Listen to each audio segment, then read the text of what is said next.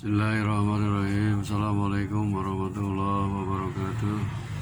Alhamdulillahirrahmanirrahim. Wassalatu wassalamu ala asrofil anbiya wal mursalin wa ala alihi wa sahbihi ajma'in. Asyhadu an la ilaha illallah wa asyhadu anna Muhammadan abduhu wa rasuluh. Allahumma shalli ala Muhammad wa ala ali Muhammad kama shallaita ala Ibrahim wa ala ali Ibrahim wa barik ala Muhammad wa ala ali Muhammad kama barakta ala Ibrahim wa ala ali Ibrahim fil alamin innaka Hamidum Majid. Wa qala Allah ta'ala fil Qur'anil Karim, a'udzu billahi minasyaitonir rajim. Bismillahirrahmanirrahim. Ya ayyuhalladzina amanu kutiba alaikumusiyam kama kutiba alal ladzina min qablikum la'allakum tattaqun. Shadaqallahul adzim. Hadirin rahimakumullah, alhamdulillah atas hidayah taufik Allah Subhanahu wa taala kita masih diberi nikmat oleh Allah, nikmat umur, nikmat sehat, dan nikmat iman dan Islam. Mudah-mudahan segala macam nikmat ini yang diberikan oleh Allah yang tidak terhitung bisa kita mensyukurinya dengan cara melaksanakan segala perintahnya dan menjauhi segala larangannya. Amin ya Allah ya Rabbal alamin. Salawat serta salam mudah-mudahan dilimpahkan kepada Junjungan alam Nabi Muhammad SAW, juga kepada keluarganya, para sahabatnya, dan tidak lupa kepada kita sebagai umatnya. Amin ya Allah ya Rabbal alamin. Saudara-saudaraku yang dirahmati Allah SWT, dalam mukadimah tadi saya bacakan ayat suci Al-Quran surat Al-Baqarah ayat 183. Ini yang berhubungan dengan perintah saum atau puasa bulan Ramadan. A'udzubillahi minasyaitonir rajim. Bismillahirrahmanirrahim.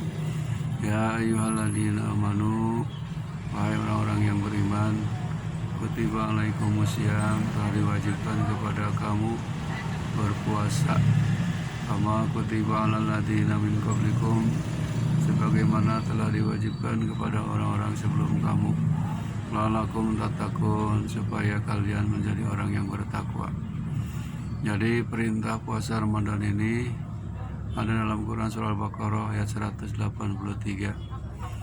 Oleh Allah SWT diwajibkan khusus ini bagi orang-orang yang beriman.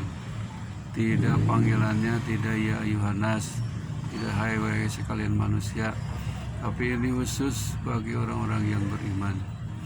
Di dalam hadis Rasulullah SAW yang berhubungan dengan puasa atau saum, Rasul bersabda, man shoma ramadhana imanan wa ihtisaban ghufira lahu ma taqaddama min dzambihi. Barang siapa orang yang berpuasa pada Ramadan dengan dasar niat ikhlas karena Allah, maka akan diampuni dosa-dosa yang telah lalu. Itulah kelebihan dari bulan Ramadan, bulan ampunan.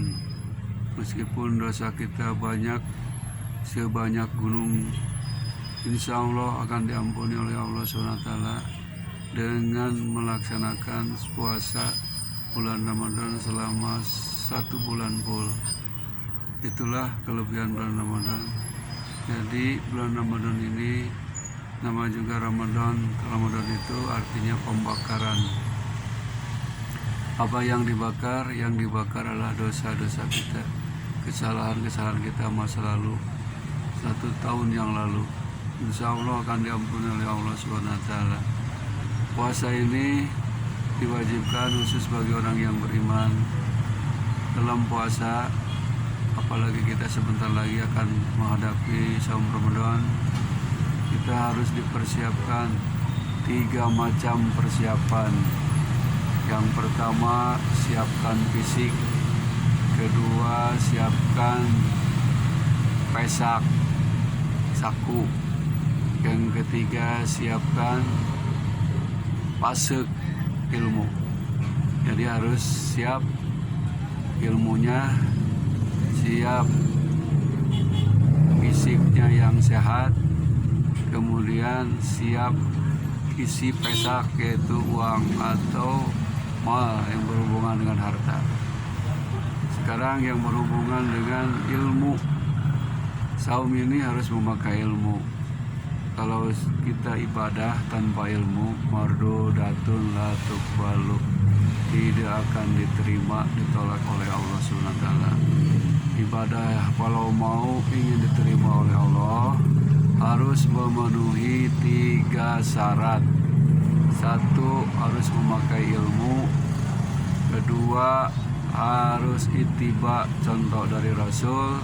Yang ketiganya adalah harus ikhlas karena Allah.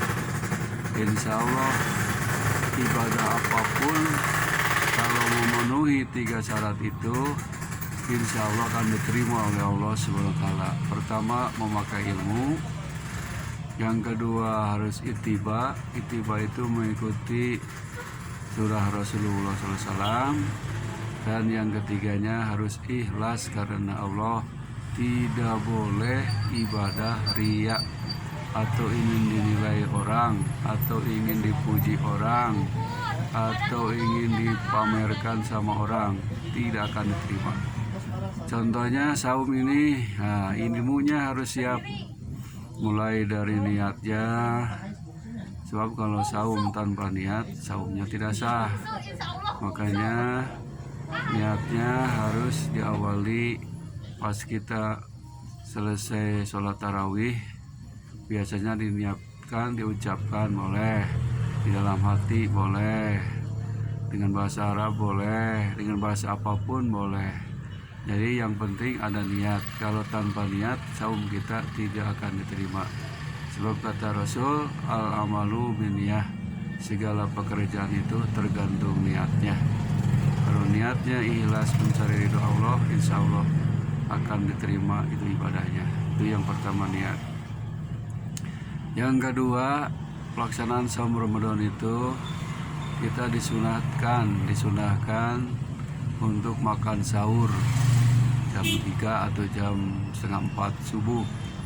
Ada hadis Rasulullah SAW, tasaharu fa inna suhuri barakatuh.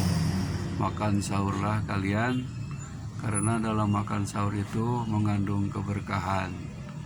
Jadi jangan mentang-mentang misalkan badan kuat tidak makan sahur, jangan. Kata Rasul, meskipun seteguk air harus makan sahur, itu harus. Rasul mencontohkan makan sahurnya bukan di awal, diakhirkan, di akhir-akhir. Kalau misalkan imsak jam 4.50 atau jam 4.30, kita misalkan sahurnya jam 4, atau sebaliknya kita makan sahurnya jam 12 malam, pas jam 4 lapar lagi. Jadi jangan. Jadi harus mencontoh Rasulullah. Sahur Rasul itu diakhirkan, kira-kira setengah jam lagi ke imsak, baru Rasul sahur. Jadi sunnah itu makan sahur dulu, baik dengan nasi, dengan makanan yang lain, ataupun dengan air.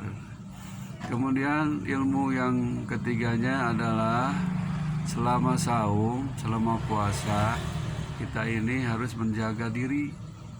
Kan ada hadis Rasul, banyak orang yang melaksanakan puasa tapi hanya mendapatkan lapar dan haus saja, tidak mendapatkan apa-apa. Jadi yang lainnya tidak puasa, mata tidak puasa, telinga tidak puasa, mulut tidak puasa, kaki tangan juga begitu. Yang sebenarnya puasa itu semua anggota badan harus puasa. Tapi insya Allah kita akan berusaha, mudah-mudahan puasa kita nanti bukan hanya mengosongi perut saja. Sebab puasa itu artinya menahan diri dari makan dan minum, dan dari segala yang membatalkan puasa, mulai terbit fajar sampai terbenam matahari. Itulah yang disebut saum atau puasa. Hadirin rahimakumullah. Kemudian waktu melaksanakan saum, kita tidak boleh berkata-kata kotor, berkata-kata keji. Sebab kalau kita sedang saum, berkata kotor dan keji akan merusak pahala saum kita. Oleh karena itu, usahakan nanti kalau kita melaksanakan puasa atau saum, jagalah ucapan kotor-kotor, ucapan keji, karena bisa merusak kesempurnaan saum kita.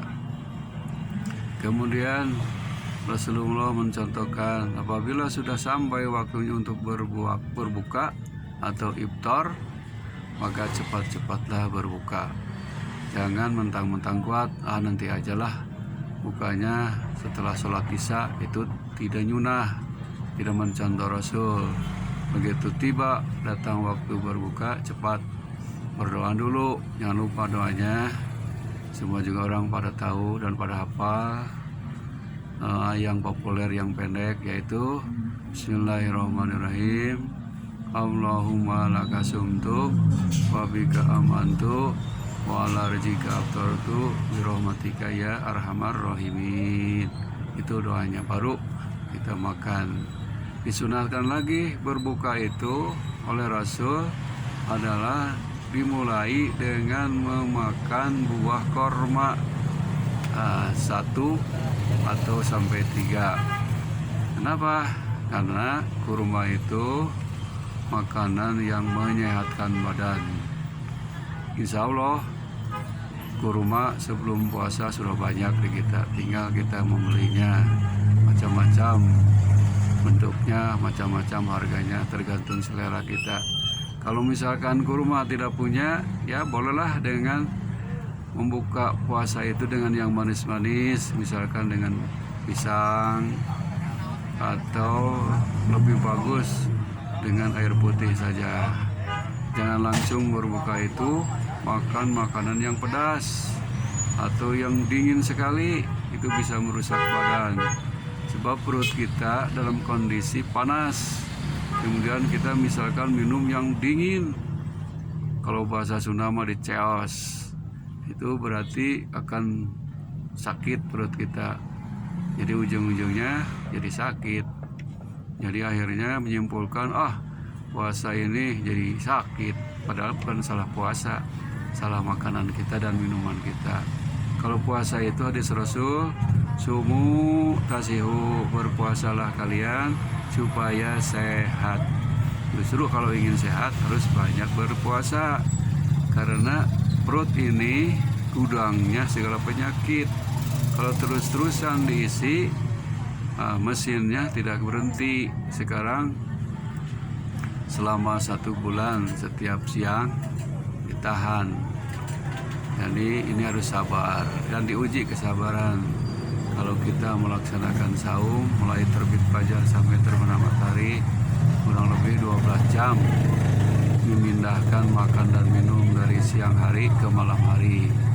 Jadi hadirin yang mulia, itulah sunnah Rasul, di mana buka cepat-cepatlah berbuka dengan membaca doa. Kemudian di malam harinya setelah sholat isya umumnya kita melaksanakan sholat tarawih. Sholat tarawih di masjid, ada juga yang di rumah. Banyak rakaatnya macam-macam, ada yang 11 rakaat, ada yang 21. Itu tergantung, masing-masing mempunyai dalil dan hujah. Kalau Rasulullah SAW melaksanakan qiyamul lailnya atau qiyamul ramadannya sebanyak 11 rakaat, dilaksanakannya pada tengah malam jam 2. Jadi jam 2 itu badan sudah ringan lagi, sudah enak lagi. Selesai tarawih jam 2 langsung bisa makan sahur. Kalau kita pada sholat maghrib, pada sholat isya, kondisi badan lagi penuh, lagi kenyang, akhirnya bisa-bisa sholat tarawih diliwat, tidak melaksanakan sholat tarawih. Sedangkan sholat tarawih itu adalah rangkaian saum. Saum itu rangkaiannya sholat tarawih.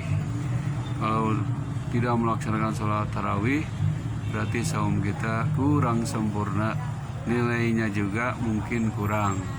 Makanya kata Allah SWT dalam hadis, saum itu aji, kata Allah. Saum itu bagiku, maksudnya yang menilai adalah langsung Allah. Sebab orang yang saum itu seperti orang yang tidak puasa, pura-pura puasa. Orang yang puasa seperti tidak puasa. Jadi manusia tidak bisa menilainya, Allah yang bisa menilai. Hadirin rahimakumullah, itulah mari kita persiapkan 3 macam tadi untuk menghadapi saum, supaya saum kita nanti full lancar ibadah ke Allah Subhanahu wa taala. Pertama, siapkan ilmunya dari sekarang. Kedua, siapkan fisiknya, badannya, jaga kesehatan agar kita sehat. Dan yang ketiga, masalah hartanya atau bekal untuk selama puasa bulan Ramadan. Mudah-mudahan ini bermanfaat bagi kita semuanya. Wabillahi taufiq wal hidayah. Assalamualaikum warahmatullahi wabarakatuh.